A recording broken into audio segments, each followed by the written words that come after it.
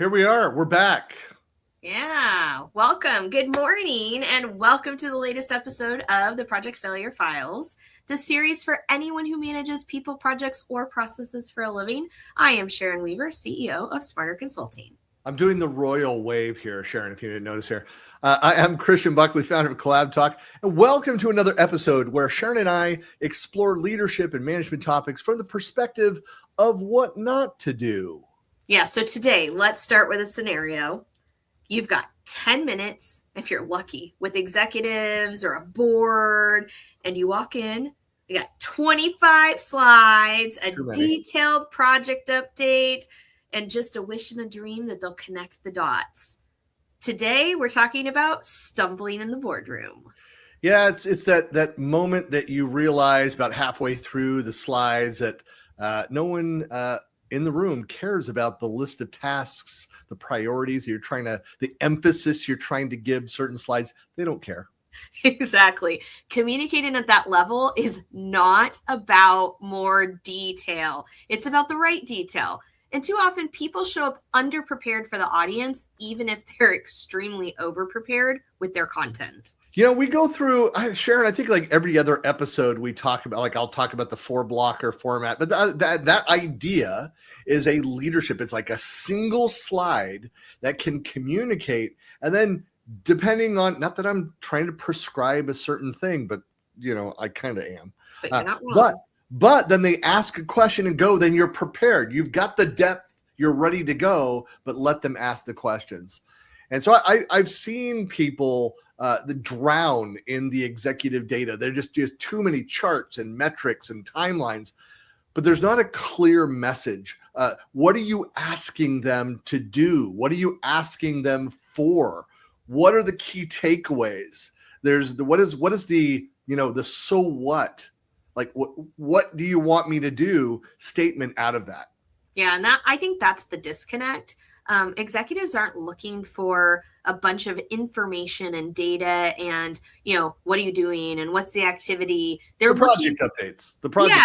They're looking for ROI. They're looking for bullet points. They're looking for impact. What's the risk? What's the opportunity? What decisions do you need to make? How much money am I going to make off of this decision? How much money am I going to lose off this decision? What is the impact that's going to happen to people, process, budget, timeline? What matters? And if you're not ready to go, if you've not anticipated, like, what are the questions that they're likely to ask? What are the questions my CFO is going to ask versus my CMO versus the CEO, the COO? If you fail to answer those questions quickly, then they're going to start asking their own questions. And that's where things can go sideways very quickly. So basically, if your executive presentation needs to be explained, it's already failing. Yeah, absolutely. Getting ready for that, it definitely takes preparation. It also takes a level of composure to be willing to go in and be put under fire and be like, okay, I can handle this. But ultimately, you need to prepare and anticipate that those tough questions are going to happen. You can't just hope that nobody's going to answer them. You have to think, what are the things they're going to ask me? How can I be ready for that? And not only that, but how can I give them an answer before they ever ask them so that they don't grill me with questions that I'm not prepared for? If you want to lose credibility, then don't be prepared to answer questions. Yeah. I mean, credibility is so huge here. If you understand their priorities, if you tie what you're presenting, what you're talking to, like, here are the 3 pillars we're trying to achieve in 2026, 2027. This activity ties to 2 of the 3 pillars and drive it that way. You need to tie it to the pressures that they're experiencing with the businesses, to their perspective. Your message lands differently. And again, their mind is going to be on the things that they care about. The more that you can tie what you're presenting to the things that they care about, the more connection you're going to make. Absolutely. And honestly, that's how you build rapport with whoever it is that you're meeting with, not necessarily by saying more and giving them a bunch of details or a bunch of information, but really being clear about what matters in a confident manner. Ultimately, in the boardroom, clarity is influence. Yeah, this should be a great discussion. I think both of us have some great experience doing this. I know you've been doing recently a lot of the leadership, the executive trainings around AI, for example. I know we just wrapped up our AI sessions a couple weeks back, but it's still on the mind. We're still doing a lot about that. So love to dig into that detail, share some of those experiences. Of course, anybody out there watching, we'd love to hear more about your experiences. If you have a case study, an example, something that we just didn't cover in this discussion, let us know in the comments. Please comment. We love to have that engagement. We will follow up. Yeah. So let's get started with some definitions. So I think that main phrase, stumbling in the boardroom, it's not about necessarily not having data, being wrong on the projects, but it's more of a failure to adapt, as we were just talking about, to the perspectives, the style. I know that the CEO is going to ask these questions. Well, I mean, here's a good use of AI, Sharon. I've used it this way. I know you have as well, but you can say, like, here's the presentation. My CEO, here's the pillars. What do you think some questions that my CEO might ask would be? And so you can actually prepare. You can train for that, leveraging AI to help pepper you with questions. Yeah, absolutely. And ultimately, I think in the past, we've spent time really thinking about, like, I don't think you really think about the audience that's there, because most people who are going to, and I remember the first time I stepped in front of a boardroom, and I prepare, but like, you don't know what they're going to ask and what it is that you need to be ready for. And I think I like this term, stumbling in the boardroom, because I think one of the things about preparing is feeling comfortable and confident. And when you have a lot of details, you're trying to over prepare on that information, but you don't feel confident to walk in there and know, like, what's going to be discussed and how they're going to ask the questions. How do you give that information? Then I think you do feel like you're stumbling. I think you feel like you're, like, tripping over your words and tripping over your content, and you're not sure what to say, as opposed to maybe the opposite of the failure of this is to feel confident in the boardroom. Well, if you could feel confident if you know the status of your project. If you feel like, hey, look, I can speak to that. They asked me a question about what's going on here. What's this detail? Or you identified last time you presented to us this risk, and we were like a 90% chance of falling into that risk. Where are we? What have we done to remove ourselves from that, to mitigate that risk? You can have some level of confidence around that. But again, this might be that the executive team just had a discussion before you went in and presented where they went down the financial path. And so their head may be full of questions around that. Or they could be thinking of, and maybe some key person in operations left. And so they're thinking about things that are happening on the manufacturing floor. I mean, how can you prepare for all those things? Well, you can't prepare for every possible scenario. You have to get your job done. But just remember that executive communication, it's not about sharing everything that you know about the project, but it's about focusing on the things that matter for the business. So if you're able to go and be ROI focused, or, hey, here's the 3 pillars that we're focusing on this year. This is where we are in relation to those things. If you're optimizing for completeness, you're already missing the point, because they're going to be lopsided. They're going to ask you questions that go down a different path. And that's why I was like shaking my head when you were talking, like 25 slides. And that's never, like, no. If you're going in with more than, I'd say, 7 to 10 slides at most, and even then you're not likely to get through all the slides, because they're going to ask questions. Yeah. Well, and I think, from a definitions perspective, the failure part of this is to assume that they care about the details as much as you do, and that they need those details as much as you do. And ultimately, I think you really need to think about the executive mindset. They're extremely busy, extremely overtasked.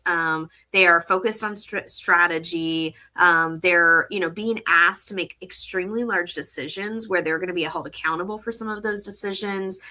So it's not the same thing, right? It's not the same job a lot of times as the person presenting, where they're in a completely different role. And so I think when you think from decision-making perspective, what you're going to discuss, how you're going to discuss it, what information you're going to give them, they are in a different role and thinking about things like you said, like maybe they just come out of a financial strategic meeting, or maybe they're looking at, ROI overall. And I just think that they a lot of times are thinking about things differently than the group of maybe project managers or portfolio managers or product managers. They just have a different view of the business. Well, I think that's a key point too, is that a lot of people, they over prepare on the content, but they under prepare on the audience. I mean, this is so critical with leadership. In the boardroom, understanding who you're speaking to matters more than what you're presenting. You've got the key points. You have the flow, the order in which you want to go through those things. And it's more about their questions and being prepared to answer their nuanced questions. Well, and what happens if they're like, you know what, let's skip the deck, which I don't know if that's happened to me on more than one occasion. Oh, yeah. Like, I will spend a week preparing. I'll have a fantastic presentation ready to go. And you walk in the door and they're like, can we just sit and talk about this one thing? And you're like, yes, absolutely.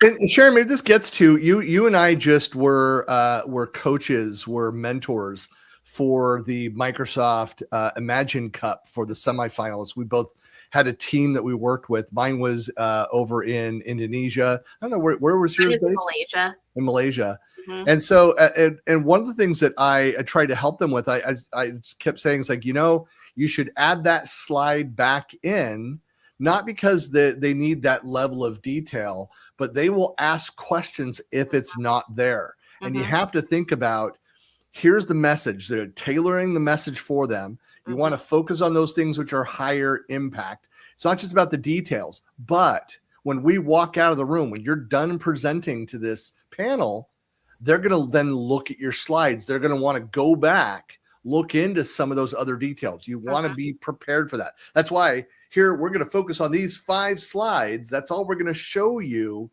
But here's the deck. Here's the supporting report of that. Yep. To hand them off that they may or may not take a look at, but you're ready for that.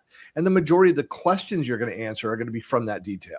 Yeah, no, and I actually think that's a really great point. And I would say a recommendation that I give to a lot of people is you're going to have presentation slides and you're going to have reference slides. Never present from your reference slide and never use your reference slides for presenting, right? You use one for one and one for the other. Your presentation slide should be image-based and nothing that's going to distract the person from listening to what you have to say, but give them enough information to look at. Your reference slide should definitely be more detail heavy, but for the most part, you're never going to put those in front of a user. You're going to leave them in the slide deck for them, like you said, to read the information afterwards, be able to look up information. And ultimately, it's going to give you credibility if you have that reference information there for, look, I talked about bullet point, but here at the end of my slide deck or at my presentation are the references and resources that you can look up when we're done. It's going to give you that credibility that you're wanting. One of the things that I've seen work really well, Sharon, is having a team of rock stars. When you are able to get to the point where we're able to help each other, we're like, oh, okay, you're going to go and present on that for that project in front of the leadership team. Let's review it. And we kind of find like what works with that audience and we'll adjust. We'll share notes. This is what they asked about last time. Be prepared with this. Let's go through, not remove too much detail here. Have it in your notes. It's kind of like, I think you just kind of made this, I'll rephrase what you just said, but it's, you have what is on the slides, then you have your speaker notes. Mm-hmm. 2 different things. You're not reading the bullets off of the slides as you go along. Please don't. You're going through the narrative, the storytelling aspect of that, where you've tailored it for that audience, and that you are, and then developing that story and being prepared with the questions. Because this is something, I mean, over time, if you're able to do that, it's not just losing credibility as an individual, but it impacts your team. Whether you get the better projects or is your team seen as one that's essential to the business when the recession rolls around. Mm-hmm. And so if you can get these things organized, and if people feel like leadership team feels like every time they're in front of us, they hit it out of the park, They give us short, concise, business driven, data driven, and we know what we're being asked to do. We have an understanding of where we are, and it's factual, and we're able to move quickly and jump to the next thing. Like, they will appreciate that, and you'll be rewarded, as all good work does, with lots more work. Right. Yeah. The reward for a job well done is more work. More work. Absolutely. That's right. But ultimately, I mean, truthfully, we talk about, failure, like what you shouldn't do. And the truth of the matter is, you should have all of the information you need and be prepared to answer those questions, because otherwise, like you said, you will be seen as, not being able to connect, not being able to provide ROI, not being able to give that leadership level. And I do believe, and we talk a lot about career paths, and this is something, I don't think it's kind of like that little hidden vein that everybody's like, how do you get people to notice you? And we talk a lot about visibility. And this is a fantastic opportunity to be visible in front of your leadership, and to show them that you are paying attention, you know what's going on in the business, you can speak to their level, you can connect with them, you can, connect business initiatives to what you're working on. If you're not doing those things, I'm not going to say you're not going to get promoted or you're not going to be identified, but it's definitely a lot harder to be identified and a lot harder to be visible for those types of opportunities and promotions, if you're not connecting the dots for them. Yeah, I think it's true. Right alongside that, I completely agree. In most organizations, certainly that I've worked for, the people who get traction aren't always the ones doing the best work. They're the ones who can communicate that work clearly and at the right level. Mm-hmm. Yeah, I think it also does. Like, culturally in the organization, it can impact, the poor communications leadership can impact the prioritization. It can be unclear of, what decisions came out of that, or how happy the executives are with the quality of the work that's being output. All those kinds of things, which can then impact your own risks of your projects. If you're not getting clear messages back from leadership, Mm-hmm. then it's going to be, this is going back to my the classic film Spaceballs, where I'm getting the detail, like you go plaid, where you Right. overshoot the goal and fly off into it's the, what do you call it, the plaid trailings of the spaceships as they jet off to the wrong universe because their metrics are all wrong. Mm-hmm. So yeah, sorry, I know that, folks, if you've been following the series, it makes sense. Obviously. It really does. Obviously. Yeah, no, I agree. I mean, I think there's, it's finding that right balance of things that need to be stated, and making sure that you're connecting the dots for them so that, again, so they can see that, kind of what's going on. If you don't do that, I do think that there's a lot of things that can happen at multiple levels. I think that everything from, maybe they don't take you seriously, to, like you said, your projects can be influenced. And I'll tell you, I've had multiple situations where I've had my leaders come to me and I'm like, look, we need additional help for this team. We need more resources, whatever. And this is a common thing that I hear from a lot of people. We need more resources, right? But then when you go to present, a lot of people go, oh, we're on target. We're delivering everything. We don't have any issues. They're like, well, then why do you need resources? And so those two things are incongruent. Instead, they're like, well, we don't want to say that we're behind to get resources, because then they're going to say we're not leading properly. And you end up putting yourself in this really messy window of, do I tell them that I need help but then I might look bad, or do I not tell them?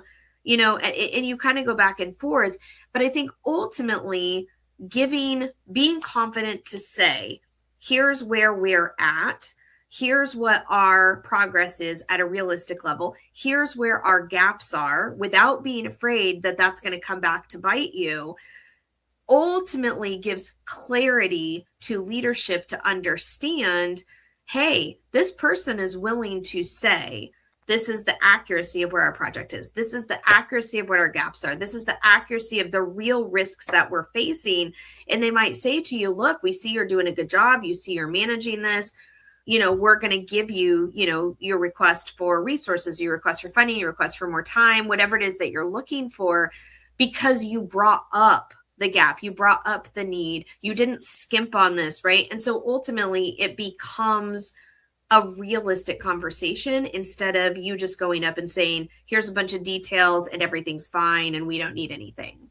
If there's not a narrative, if there's not a flow to that, if it's not tied into those executive, key points of the business, whatever that is, whatever model you're using, if your presentation needs to be explained, each part of it, and there's confusion, it's already failing. And the problem is you don't get extra time in the boardroom. You get fewer chances to get back into the boardroom. That's what happens. You lose credibility.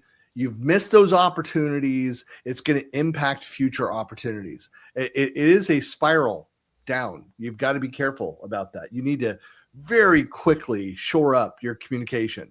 And that's why, again, personal story time.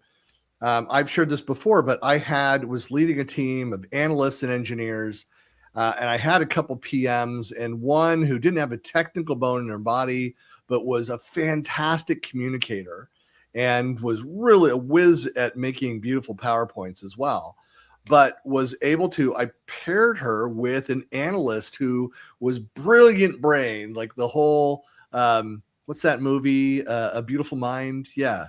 Kind of that scenario, like could see the matrix, whatever you want to use there. But was brilliant, but just had a fear of presenting, and pairing them up was like magic. And the downside is I had a couple of the leaders that were like, boy, that just can't stand that analyst. I'm like, the brilliant one that's won all the awards. Yeah, okay. And there's like, yeah, but I just love that project manager. I think it's, leadership. I'm like, yeah, no technical skills, great communicator. But yeah, anyway, I just said, yeah, not quite ready for prime time there. Give her a couple of years. But it's that combination, finding that is where we realized, and that's where as I mentioned earlier, where we started realizing any presentation that's going to be made to the leadership team, we're going to give it to this PM to go through and apply our template, that go through and review. And so that we had we were very successful in this one. Let's replicate that success. Let's follow that same pattern. And hopefully organizations, you can find that successful pattern and follow that same model, replicate what works with that. If you found the magic scenario of communicating with your leadership team, that's the secret. Yeah. Build them all in that same language. Speaking of, I think let's talk about some strategies that will help people kind of overcome this, because I think you're kind of like, you're headed that direction anyway. Yeah. So let's talk about some strategies. I will say for me, I am very thoughtful about, like we said earlier, like who am I talking to? What is it that they want to hear? What is their priority? What kind of decisions, or what are you asking of them, right? Are you asking them to make a decision? Are you asking them to give you feedback? What are you asking of them? And how is it going to connect the dots for them for what they need to do or what you need them to do, so that you can make sure that that is extremely clear from the moment you walk in the room. If you start with detail, they are already like, you've already lost them, as opposed to here's what I need from you. It's like when a leader says, like, look, I read the status report. Right then, that is a signal. Do not go through and give me a status report. Jump to, what do you need? What are your asks? What are the risks? What are the next steps that I'm going to be aware of? That's it. Then move on. If you have 5 minutes and you're able to communicate all that in 3, and they say, okay, good, don't take that as an insult to that. If they read the status report, if they're aware of what that is, and you've answered those couple quick questions, you were prepared for those, that's a good thing. They will appreciate that. Yeah, I feel like it's, like in fashion, less is more, right? It's the whole de-accessorizing moment where it's like, get rid of this, get rid of this, get rid of this, get rid of this. And ultimately, I think you just keep asking, why does this matter? Why am I telling him this? What are we going to get out of it? And ultimately, tailor it down to the absolute minimum of what you need to say. Yeah, I 100,000% agree with you on that. What's the headline? What's the decision? What's the risk? What's the opportunity? What do you need from the leader? You need to spell that out. That's in your first minute. You've gone through that, and then the discussion will happen. I keep going back to like pitching to a venture capitalist or to an angel investor, like that side of it, that the whole idea of that elevator pitch. If you can't in 2 sentences explain the value prop in that scenario, like you failed. This is very similar. So you go in there and say, right, was everybody able to read that? Are they up to on the status? If they say no, give me the status. Fine, go back and make the points, a shortened version of that, and say, here's where we are. We're having this risk now. I need your authorization to take our plan was to do these 2 steps. We need your authorization. We need additional funding for this purpose. If we do that, we're able to deliver and keep hold of the schedule. You keep it crisp and short and specific so they know they can say yes, they can say no, or they can ask a follow-up question to that. That's what you need to get to. Yeah. And speaking of questions, I think I have presented for all different levels of people across a lot of different corporate environments. And the leadership level is the one where I get the absolute most questions. And they are extremely pointed, extremely tough, and extremely direct. And so I think when we talk about confidence and we talk about being prepared, you cannot expect that they're just going to show up, smile, and nod and say, that's great. Thank you for the information. They're going to show up. They're not going to have very much time. They're going to listen to the 3 things you say, and they're going to have more questions probably than you gave them delivery information. So you need to be prepared for the things that may not be comfortable. What are the things that are going wrong? How much is it going to cost me? How is that going to impact us? And be prepared to answer them quickly and directly, and most importantly, accurately. Right. Here's the risks. Here's the cost. What happens if you don't get those people? You've been in this situation. I've been in this situation where they're like, nope, you're not getting more people. You're not getting more funds on this. You say, all right, the trade-off is we're going to have to cut the features. Here's the prioritization. You have the prioritization ready. Here's what we're going to cut from this delivery, or the date will move back an extra 30 days, whatever that is. That's the cost of that. If we had the funds, we can hold to the schedule. If we don't have the funds, delayed schedule. That gives them the decision to make. They'll make the decision. And in those scenarios, it's usually you're not getting the people, you're not getting the funds, they aren't there. We're going to slip the date. Like, all right, then we left. Then we know. Yeah, and practice with a peer. When I first started doing presentations at the executive level, I had some really great mentors that were like, let's practice. And so we actually went into a room and they said, okay, show me your presentation. And they kind of peppered me and grilled me. And we're just like, well, what about this? And what about that? And I was like, I don't know. Like, they're like, well, you need to know. Yeah. You need to know. You have to know. You have to be able to answer, and you have to practice that answer. And so I will tell you, be ready, be prepared, but practice what you're going to say. This is where the phrase came from, Sharon, that I use all the time of be clinical in your approach. Yeah. Was for preparing for these leadership presentations. Mm-hmm. And I don't remember who it was. Somebody said it was like, because I'm very passionate person, wear the passion on the sleeve, drive towards it. And I was getting in and arguing for trying to make the case for, something other than what I got out of it. And they said, be factual, be clinical. You've also as the manager, as the person responsible, depending what the role is that you're setting up as their decision to be made. And so if it's not for you to disagree, I mean, you could disagree, but to go back and forth on, at the end of the day, the leadership team, the decision is made and you go drive that, but you document that as well. It's like, here's where we are because you said no additional funding. This is the result. This is what we move forward on. So to recap, you said last month's report in, you said, no, we're not additional spending. Here's where we are. We're on track with the new timeline based on that decision. And so it's just be very clinical with that. Remove the emotion from that discussion there. and just stick with the facts. Yeah. Well, and I think another thing is, and this took me a long time to master, I'm going to be really honest, is you must stay calm. You cannot get emotional. You cannot get defensive, to your point. It's not just clinical. It is a level of calm and focused and confidence that says, here are the answers. And I'm going to be honest, when I was young, and it was new to it, if somebody said something, that I didn't agree with or that I didn't understand, like, I would get defensive and I would be emotional. And it took me a while to mature and to really understand this is business. They're just they're just asking, questions for the business. And so if you prepare, if you know what your answers are, and if you're prepared to stay calm, I think that helps a lot. You remember that most executives too, they got where they are because they understand a lot of the down the weeds, the detail there. It's just why most executives, they don't need more information. If they have questions, they need more information, they'll ask for it. But what they need is better synthesis of that information. Your job is to translate the complexity into something that they can take action on. That's it. And when you are clinical, when you're clear, that builds credibility.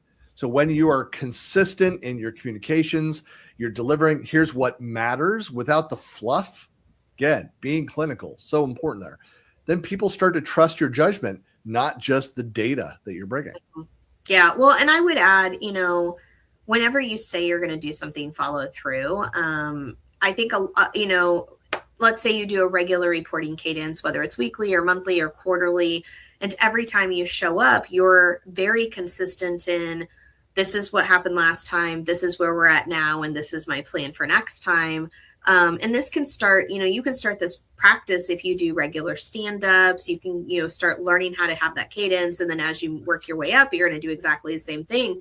But ultimately, if you are consistent about how you respond, you're open and honest about what's happening, and you follow through on what you say, then I feel like leadership has the room to say, okay, you're consistent, you're honest, you're open, you follow through, I trust you. Like you said, that builds trust. Then I think that allows leadership to then kind of reciprocate with you and be more open and honest and consistent about what they're doing as well. And I think it just creates a really nice kind of influential relationship that allows both of you to be more successful. Well, I think for all this to kind of wrap up with a call to action here, you could just go look at your next executive deck. You're getting ready for this and think, how can I cut this lengthwise in half? What can I remove this? You ask yourself, really, what is critical? What drives the decisions that need to be made? And that's why, again, I go back to that idea of the 4-blocker.